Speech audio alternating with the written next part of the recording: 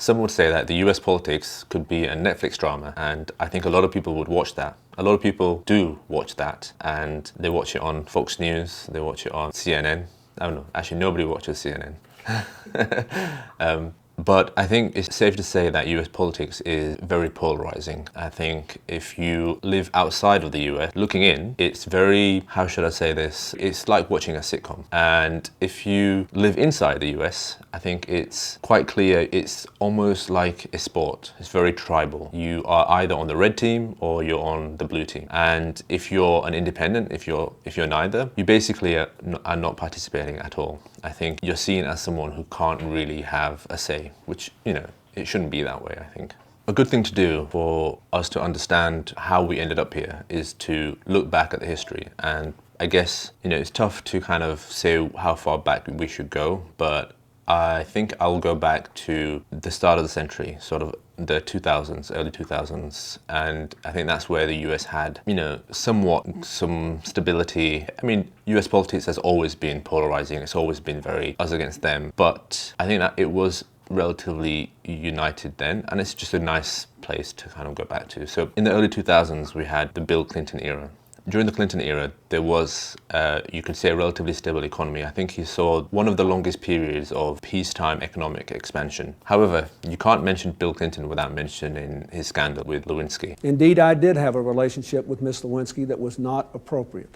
And how that tarnished his reputation. Had he not had that, I think he would have had a pretty untarnished tenure as president. After Bill Clinton, we had George Bush, who was kind of seen as a not very smart president and was a little bit looked down upon, but people obviously didn't want another Democrat, so they voted for a Republican. George Bush, who had obviously his father, who was also president, he had him to sort of lead on. So George Bush led the country through 9/11. I can hear you, the rest of the world hears you, and the people who knock these buildings down will hear all of us soon. Whether you think he did a good job or not is besides the point. I think he did lead the country through that period of time, and I think one of the things he'll be mostly known for is the Iraq War. My fellow citizens, at this hour, American and coalition forces are in the early stages of military operations to disarm Iraq, to free its people, and to defend the world from grave danger. I think the Iraq War is going to be something that George Bush will always be known for as something that he didn't do very well or shouldn't have happened at all. If he was a UK Prime Minister, he would have probably resigned based off that. Tony Blair did resign because of that. So after George Bush came Obama. Obama was basically seen as, I think, the epitome of what a politician should be like, you know, very presidential, very regal, very eloquent, very politician-like. The idea held by generations of citizens who believe that America is a constant work in progress, who believe that loving this country requires more than singing its praises or avoiding uncomfortable truths. It requires the occasional disruption, the willingness to speak out for what is right, to shake up the status quo. That's America.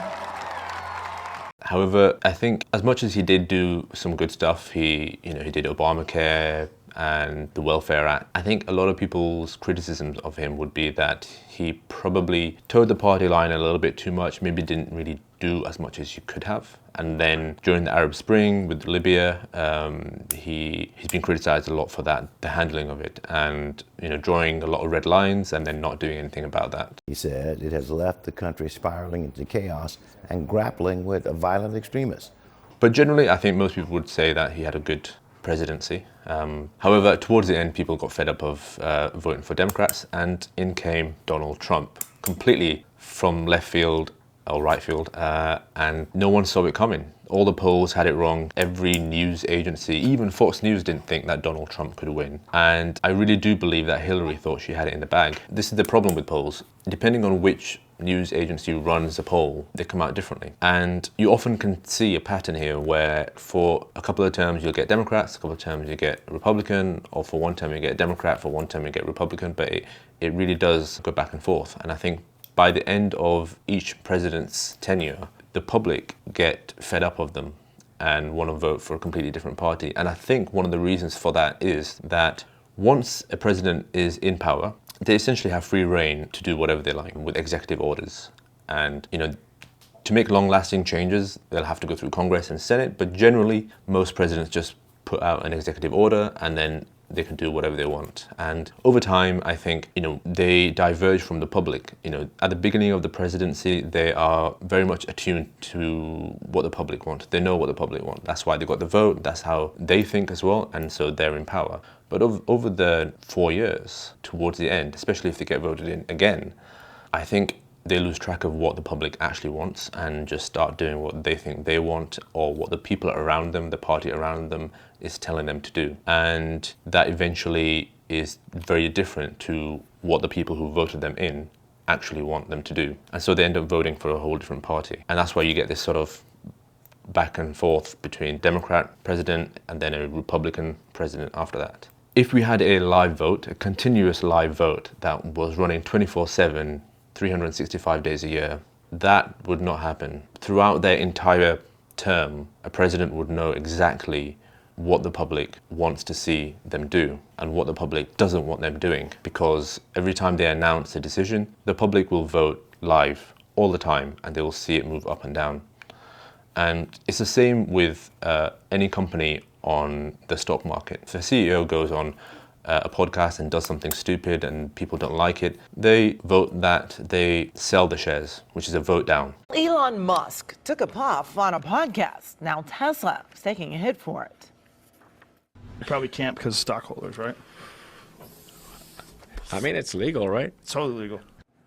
If a company CEO decides that they want to pivot to, take the company in a different direction, and the investors like that, they buy the stock, they buy shares, and that's a vote up. That's a vote for what that CEO is doing. A government is exactly the same. It's doing the same thing. It's just, it's a company with a CEO at the top that you call a president. And that's how we need to start thinking about this. And so we need, as a public, we need to have a continuous live vote running all the time so that the politicians, the leaders that run our country can actually hear us when we like something that they do, when we dislike something that they do. So I think that it's hugely important to have something like this. It would have been great to have something like this after Trump had lost the election to Joe Biden, which he contested. Today, the president was still out of sight, calling supporters and tweeting furiously, Twitter slapping warning labels on many of his tweets. If you count the legal votes, I easily win. If you count the illegal votes, they can try to steal the election from us. So a live vote would have been a great thing to have at the time to compare with the actual election vote. However, we did have Joe Biden in eventually, and he was the president.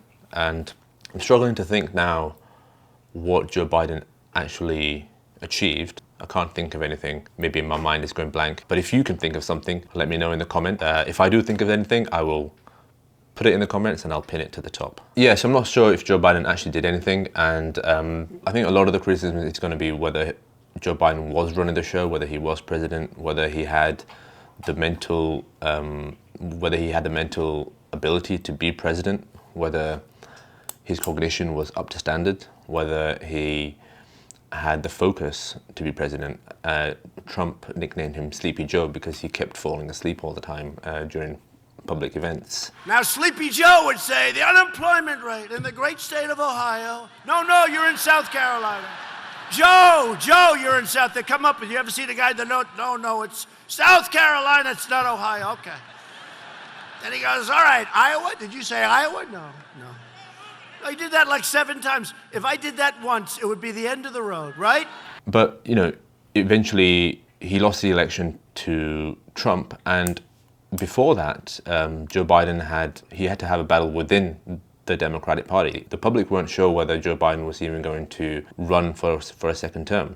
Now, if we had a live running vote, then we would know if Joe Biden was popular enough to run for a second term. And this whole fiasco that happened between him and Kamala Harris might not have even happened. The public would have told us that, you know, they didn't want Kamala Harris. Perhaps they didn't even want Joe Biden. Maybe the Democrats would have let someone like RFK Jr. or even Bernie Sanders run for their party. And I do think that it was a big mistake for the Democratic Party to not look elsewhere. And the results were evident. Trump won with a landslide.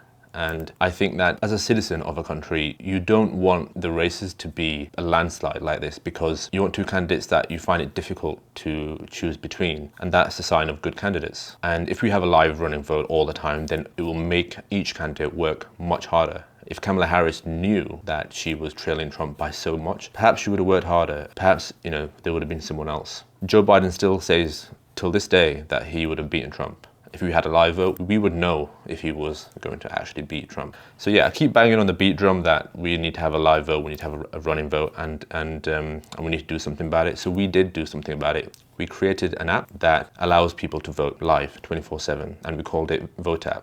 It's free, and that's what we are doing to help put the power back into the hands of the people, essentially. It's a simple thing that we can do. It's just an app. Everybody can have it. Everybody can use it. It's not difficult to use, and I think it's hugely useful to have something like this. Everybody can see what's going on. Everybody can see the votes, and everyone can see it changing. And I think that this will be massively useful to the public. I think it'd be great feedback to anyone who's leading the country. And it's not just for the leaders of the country, it's for the other politicians, congressmen, senators, governors. They're all making choices and decisions that affect your lives. We, the public, should have a say. You should have a say in whether you like what they're doing or whether you don't like what they're doing.